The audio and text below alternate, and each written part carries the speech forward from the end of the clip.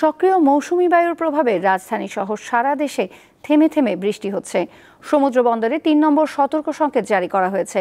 বৈরী আবহাওয়ার কারণে ঢাকা থেকে দেশের বিভিন্ন স্থানে নৌযান চলাচল বন্ধ ঘোষণা করেছে বিআইডব্লিউটিএ। এদিকে এই প্রবল মৌসুমি বায়ুর প্রভাবে উপকূলেও ভারী বৃষ্টিপাত হচ্ছে। সেখানকার পরিস্থিতি জানাতে পটুয়াখালী থেকে যোগ দিচ্ছেন সহকর্মী মোহাম্মদ ইমরান। ইমরান, বৈরী আবহাওয়ায় পটুয়াখালীর জনজীবনের প্রভাবটা কেমন পড়েছে সেটা একটু জানান।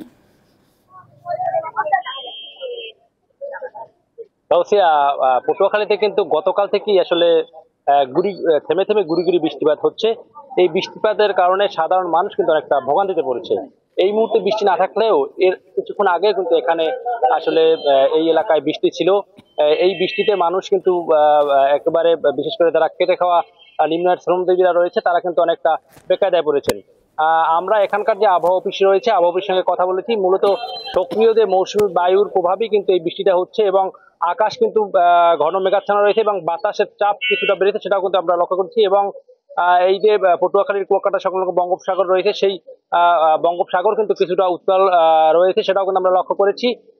এই পটুয়াখালীর এই যে পায়রা সমুদ্র বন্দর সহ দেশের সব সমুদ্র বন্দরে কিন্তু ৩ নম্বর স্থানীয় সতর্কতা সংকেত দেখিয়ে দিতে বলা হয়েছে আবহাওয়া অফিস। সেই সঙ্গে সকল মাছ ধরা ট্রলার সমূহকে কিন্তু নিরাপদ আশ্রয়ে থাকতে বলা হয়েছে। আমরা সকাল থেকে পটুয়াখালীর যে আলিপুর এবং মৎস্য বন্দরের মহিপুর রয়েছে, এই মৎস্য বন্দরের খবর নিয়ে জানতে পেরেছি অধিকাংশ মাছ ধরার ট্রলার কিন্তু ইতিমধ্যে ঘাটে ফিরে এসেছে। এখানকার আবহাওয়া অফিস আমাদেরকে জানিয়েছেন যে আগামী ৭২ ঘন্টা এই বৃষ্টিপাত অব্যাহত থাকতে পারে। এখন যেহেতু গুড়ি গুড়ি বৃষ্টিপাত হচ্ছে, এরপরে আরো ভারী এবং অতি ভারী বৃষ্টিপাত কিন্তু এই উপকূলে হতে পারে। তাওসিয়া, পটুয়াখালী থেকে আমার কাছে এই ছিল সর্বশেষ। পটুয়াখালী থেকে জানাচ্ছিলেন মোহাম্মদ ইমরান।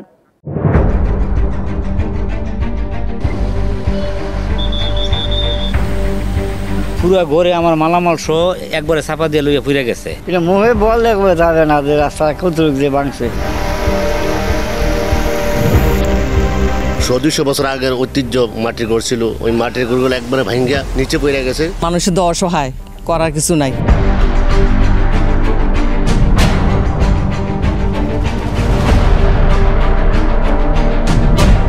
দীপ্ত সংবাদ, সবার আগে, জনস্বার্থ।